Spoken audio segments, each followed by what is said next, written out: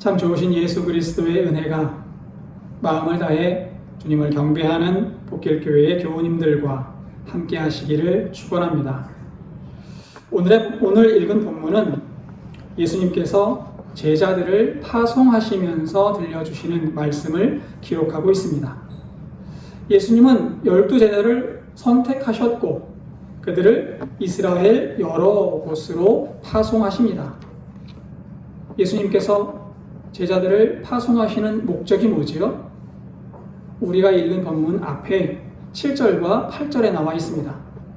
가면서 전파하여 말하되 천국이 가까이 왔다 하고 병든 자를 고치며 죽은 자를 살리며 나병 환자를 깨끗하게 하며 귀신을 쫓아내되 너희가 거저받았으니 거저주라.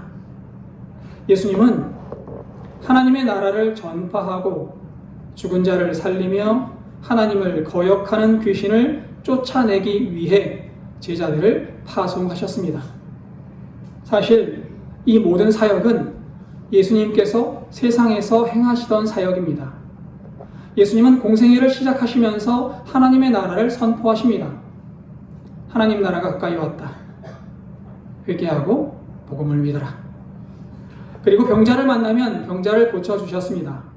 죽은 자를 살려주셨고 한센병 환자를 치료하시고 귀신을 쫓아내셨습니다. 예수님께서 행하시던 이 사역을 제자들도 그대로 행할 수 있도록 능력을 주시고 파송해 주신 겁니다. 제자들이 사역을 감당할 권능을 받았어요. 예수님께서 행하시던 그 권능을 제자들도 받았습니다. 그리고 예수님의 사역을 감당하기 위해 이스라엘 여러 곳으로 파송되어졌습니다. 여기까지 들으면 제자들이 복음을 선포하기만 하면 능력이 드러나고 사람들이 제자들을 따르고 제자들이 영웅처럼 받들 것 같은 그런 느낌을 받게 됩니다. 제자들은 물론 본문을 읽는 사람들도 환호할 장면을 기대할 수 있을 겁니다. 오늘 읽은 본문은 이 환호성을, 이 기대를 여지없이 깨트리고 있습니다. 예수님은 제자들이 핍박받고 고통을 당하게 된다라고 말씀하고 계신 겁니다. 16절입니다.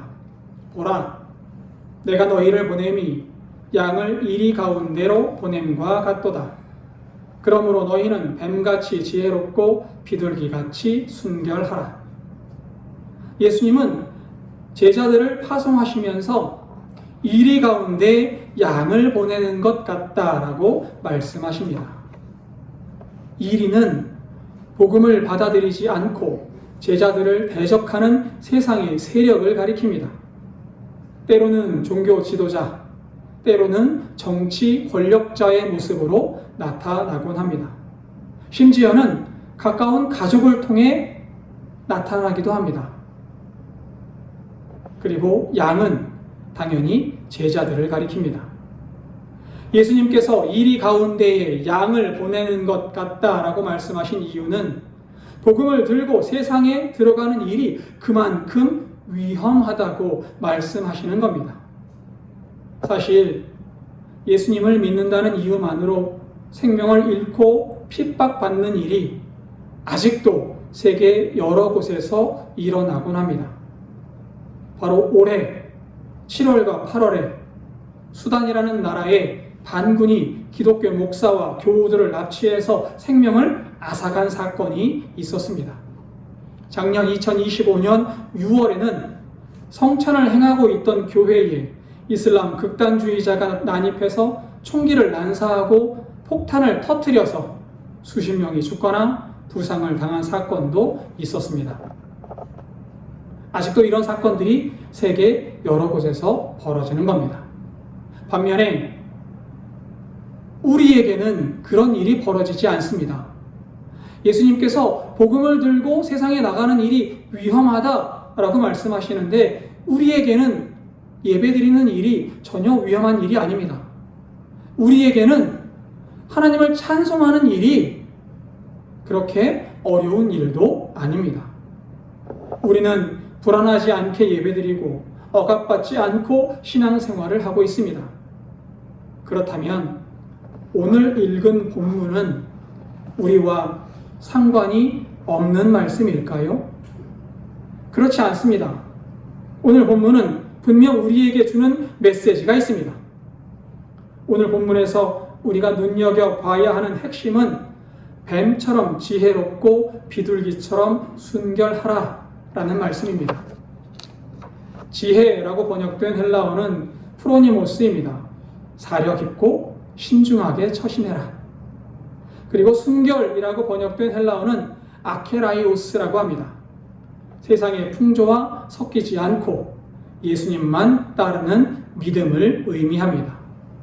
그러니까 세상에서 복음을 전할 때, 세상에서 하나님을 믿고 신앙생활을 할 때 사려 깊고 신중하게 또 하나님만 의지하는 믿음으로 행동하라 라고 예수님께서 말씀하시는 겁니다.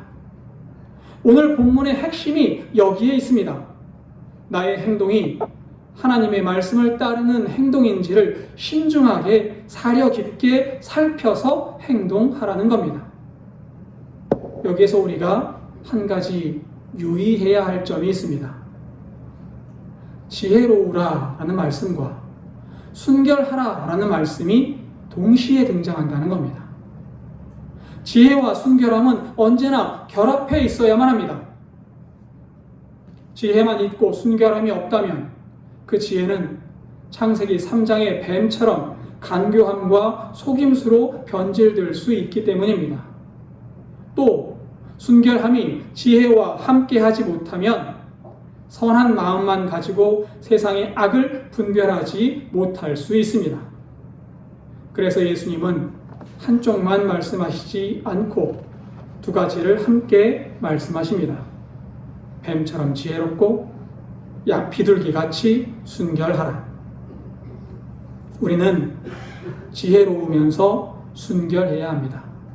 우리는 신중하면서 악하지 않아야 합니다. 우리는 상황을 잘 판단하면서도 세상의 악한 방법을 사용해서는 안 됩니다. 이게 참 어렵지요. 왜냐하면 우리는 세상에 살면서 세상의 사람들과 어울리기 때문입니다. 그리고 우리는 세상을 살면서 이런 생각을 하곤 합니다. 나도 세상 사람들처럼 해야 손해를 보지 않는다. 세상 사람들은 다 속이며 사는데 나만 정직하면 나만 손해보는 것 아닌가? 세상 사람들은 모두 악을 행하는데 나도 똑같이 해야 하지 않을까라고 생각하는 겁니다. 사람들은 이렇게 생각을 하지만 예수님께서는 다른 말씀을 우리에게 하고 계십니다.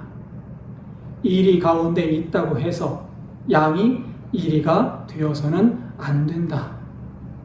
성도가 세상 가운데 살아간다고 해서 세상 방식으로 살아서는 안 된다라고 말씀하시는 겁니다. 성도는 세상에서 지혜롭게 살아야 하지만 세상에 물들어서는 안 되는 사람들입니다. 우리의 삶을 한번 생각해 보십시오. 사람들이 모두 거짓말한다고 해서 나도 거짓말을 해야 하는 것은 아닙니다. 사람들이 서로 험담한다고 해서 나도 험담에 가담해야 하는 것은 아닙니다. 사람들이 자기 이익을 위해 속이고 거짓을 행한다고 해서 나도 그렇게 해야 하는 것 역시 아닙니다. 세상 사람들이 약한 사람들을 짓밟는다고 해서 우리가 그 모습을 따라가서는 안 되겠지요. 믿는 사람은 세상 가운데 살지만 세상의 방식이 아닌 하늘의 백성으로 살아가는 사람들이기 때문입니다. 우리는 이리 가운데에 보내어진 양과 같습니다. 그래서 더욱 예수님의 말씀을 붙들어야 하는 겁니다. 예수님은 본문을 통해 제자들에게 단순히 조심해라 라고만 말씀하지 않으십니다. 17절부터는 제자들이 실제로 어떤 일을 당하게 될 것인지를 말씀하고 있습니다. 17절입니다. 사람들을 삼가라. 그들이 너희를 공회에 넘겨주겠고 그들의 회당에서 채찍질하리라. 예수님은 복음을 전하는 제자들에게 좋은 일만 있을 거라고 말씀하지 않으십니다. 오히려 예수님은 제자들에게 아주 분명하게 말씀하십니다. 너희가 나를 따라가면 어려움을 만날 것이다. 복음을 전하는 너희를 반대하는 사람들이 있을 것이다. 너희가 하나님의 뜻대로 살려고 하면 그것마저 싫어하는 사람도 있을 것이다. 무섭지 않습니까? 예수님을 따른다고 미움을 받습니다. 복음대로 살기 위해서 복음대로 살려고 하는데 사람들이 싫어합니다. 이 무시무시한 말씀을 예수님께서는 왜 제자들에게 미리 말씀하시는 걸까요? 좀 모르고 있다가 나중에 알면 더 좋지 않을까요? 예수님께서 이 말씀을 미리 해주신 이유는 제자들이 어려움을 당했을 때 믿음이 흔들리지 않도록 하기 위해서입니다. 우리는 신앙생활을 하면서 어려움을 만나면 이런 생각을 하곤 합니다. 내가 무엇을 잘못했나? 하나님께서 나를 버리신 것은 아닐까? 내가 하나님의 말씀대로 살려고 하는데 왜 나에게만 이런 일이 생기는 걸까? 라고 말입니다. 예수님께서는 제자들에게 말씀하십니다. 너희가 나를 따르기 때문에 어려움을 당할 수 있다. 그러니 어려움이 있다고 해서 하나님이 나를 떠나신 것은 아니다. 어려움을 경험하고 있다면 하나님께서 그 속에서 함께해 주실 것이다. 라고 말입니다. 18절을 보겠습니다. 또 너희가 나로 말미암아 총독들과 임금들 앞에 끌려가리니 이는 그들과 이방인들에게 증거가 되게 하려 하심이라. 여기에서 놀라운 말씀이 하나 나옵니다. 제자들이 총독과 임금 앞에 끌려가는 것은 실패가 아니라는 거예요. 사람의 눈으로 보면 실패요, 절망으로 보이지만 예수님께서는 그것이 복음을 증거하는 기회가 될 수 있다라고 말씀하십니다. 이는 그들과 이방인들에게 증거가 되게 하려 하십니다. 우리는 때때로 살아가면서 내가 처한 환경을 보며 하나님을 원망하기도 합니다. 왜 이런 환경을 주셨을까? 왜 이런 사람을 만나게 하셨을까? 왜 하필 내가 이런 일을 당해야 할까? 반면에 예수님은 내가 처한 환경 속에서 무엇을 할지를 생각하라고 말씀하시는 겁니다. 내가 생각하기에는 실패의 자리로 보이지만 그 자리는 하나님의 뜻을 이루어가는 기회의 자리일 수 있다라고 말씀해 주시는 겁니다. 내 생각에는 어려움의 자리인데 하나님께서는 누군가에게 하나님의 은혜를 전하는 자리가 될 수 있다고 말씀해 주고 계십니다. 그래서 믿는 사람은 환경만 보고 낙심해서는 안 됩니다. 지금 내가 어디에 있는가도 중요하지만 그 자리에서 내가 어떻게 살아가느냐, 그 자리에서 내가 무엇을 하느냐가 더 중요합니다. 그리고 예수님은 제자들에게 아주 놀라운 약속을 하나 더 해주십니다. 19절과 20절입니다. 너희를 넘겨줄 때에 어떻게 또는 무엇을 말할까 염려하지 말라. 그때에 너희에게 할 말을 주시리니 말하는 이는 너희가 아니라 너희 속에서 말씀하시는 이 곧 너희 아버지의 성령이시니라. 제자들은 총독과 임금 앞에 서게 될 겁니다. 그때 무슨 말을 해야 할지 알 수 없는 순간을 만나게 될 겁니다. 그런 상황에서도 예수님은 염려하지 말라고 말씀하십니다. 왜 그렇습니까? 성령께서 함께 하시기 때문입니다. 여기에서 우리가 기억해야 할 것이 있습니다. 예수님께서 제자들에게 지혜로워라 라고 말씀하실 때 그 지혜는 사람의 지혜가 아니라는 거예요. 하나님께서 주시는 지혜를 의미합니다. 지혜를 주시는 성령께서 우리와 함께 하십니다. 우리가 어디로 가야 할지 모를 때 성령께서 우리와 함께 하셔서 우리가 가야 할 길을 알려주십니다. 내가 무엇을 해야 할지 모를 때 성령께서 우리와 함께 하셔서 우리의 길을 인도하실 겁니다. 그러니 성도는 세상을 살아갈 때 두 가지를 붙들어야 합니다. 하나는 신중함이고 다른 하나는 하나님을 의지하는 믿음입니다. 생각해야 할 때는 깊이 있게 생각해야 합니다. 행동할 때는 신중해야 합니다. 말할 때는 겸손해야 합니다. 선포할 때는 담대해야 합니다. 그리고 그 모든 순간에 성령께서 함께 하신다는 사실을 믿어야만 합니다. 교우 여러분, 우리가 세상을 살아가면서 나를 좋아하는 사람만 만나는 것은 아닙니다. 나를 이해하지 못하는 사람도 만나겠지요. 나를 불편하게 생각하는 사람도 만날 수 있습니다. 세상에서 만나는 사람 중에는 내가 신앙을 지키려는 행동을 이해하지 못하는 사람도 있을 겁니다. 아니, 싫어하는 사람도 있을 겁니다. 심지어는 가까운 사람과 신앙 때문에 갈등을 겪을 수도 있습니다. 21절을 보십시오. 장차 형제가 형제를, 아버지가 자식을 죽는 데에 내주며 자식들이 부모를 대적하여 죽게 하리라.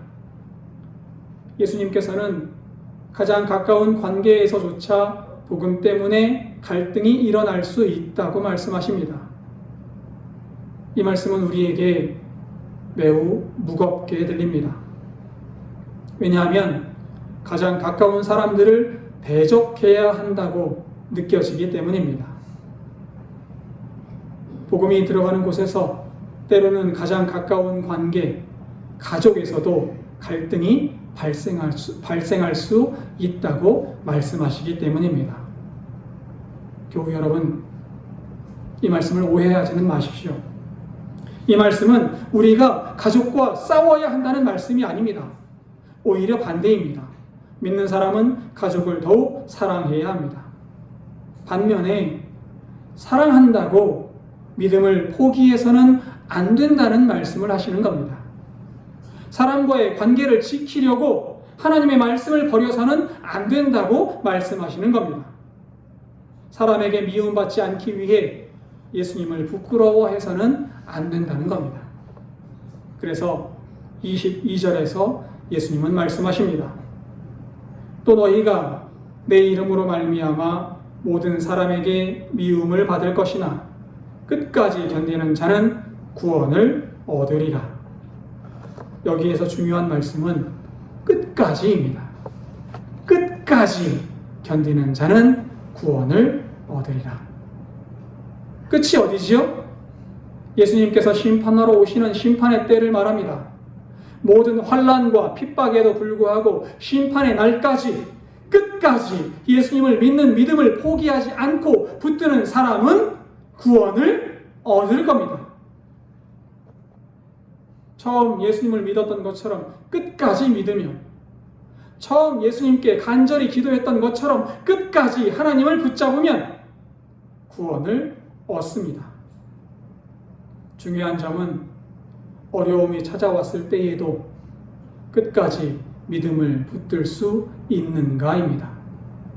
사람들이 나를 인정해 주지 않을 때에도 끝까지 믿음을 지킬 수 있는가가 중요합니다. 내가 손해를 보더라도 말씀을 따라갈 수 있는가? 내가 외로워지더라도 예수님을 놓지 않을 수 있는가? 라고 묻고 계신 겁니다. 끝까지 주님을 붙들고 있는가? 예수님께서 우리에게 묻고 계십니다. 그때 우리는 주님만 붙들고 살아가겠습니다. 대답할 수 있기를 바랍니다. 그러면 예수님께서 견디는 자는 구원을 얻으리라 말씀해 주실 줄로 믿습니다. 교우 여러분, 우리는 이리 가운데 보내어진 양과 같습니다. 이리 속에 있는 양에게 필요한 것은 이리보다 강한 힘이 아닙니다. 목자를 믿고 따르는 믿음이야말로 양에게 가장 필요한 덕목입니다. 양은 목자의 음성을 듣고 목자를 따라가면 됩니다. 우리도 마찬가지입니다. 세상이 아무리 복잡해도 말씀을 놓지 마십시오. 사람들이 나를 어떻게 평가하든지 하나님께서 기뻐하시는 일을 선택하십시오. 마지막 23절을 보겠습니다. 이 동네에서 너희를 박해하거든 저 동네로 피하라. 내가 진실로 너희에게 이르노니 이스라엘의 모든 동네를 다 다니지 못하여서 인자가 오리라. 여러 갈등과 어려움을 말씀하신 예수님은 제자들에게 무조건 박해를 견디라고만 말씀하지는 않으셨습니다. 피할 수 있으면 피하라고 말씀하십니다. 이것이 뱀처럼 지혜로운 모습이라는 거예요. 믿음이 있다는 것은 무모하다는 뜻이 아닙니다. 위험을 피할 수 있는데 일부러 위험으로 들어가는 것이 믿음은 아닙니다. 우리는 지혜롭게 살아야 합니다. 지혜롭게 살되 안전을 위해 믿음을 버려서는 안 된다는 겁니다. 피할 때는 피하되 믿음을 포기하지는 말아야 합니다. 잠시 물러설 수는 있지만 예수님을 떠나서는 안 됩니다. 그리고 끝까지 예수님께서 우리에게 말씀하십니다. 끝까지 견디는 자는 구원을 얻으리라. 여러분, 세상은 우리에게 이리가 되라고 말할 때가 있습니다. 강해지라고 말합니다. 야가지라고 말합니다. 더 많이 가지라고 말합니다. 손해보지 말라고 말합니다. 때로는 필요하면 다른 사람을 밟고 올라가라고 말하기도 합니다. 예수님은 우리에게 이 이리의 속삭임과는 다른 말씀을 해 주십니다. 뱀같이 지혜롭고 비둘기같이 순결하라. 지혜롭되 악하지 말아라. 신중하되 비겁하지 말아라. 순결하되 어리석지는 말아라. 세상 속에 살아가되 세상에 물들지는 말아라. 그리고 무엇보다 끝까지 예수 그리스도를 붙들고 살아라 라고 말입니다. 우리는 이리 가운데에 있는 양과 같습니다. 양에게는 목자가 있다는 사실을 잊지 마십시오. 예수 그리스도께서 우리의 앞서 가고 계심을 기억하시기 바랍니다. 그리고 어려움이 찾아올 때 이렇게 기도하십시오. 주님, 제가 지혜롭게 행동하게 하시고 악해지지는 않게 하옵소서. 제가 세상 속에서 살아가지만 세상에 물들지는 않게 하시고 어떤 상황에서도 주님의 말씀을 붙들게 하여 주옵소서 라고 말입니다. 오늘도 뱀같이 지혜롭고 비둘기같이 순결하게 끝까지 믿음을 지키는 복길교회 교우님들 되시기를 주님의 이름으로 축원합니다. 기도하겠습니다.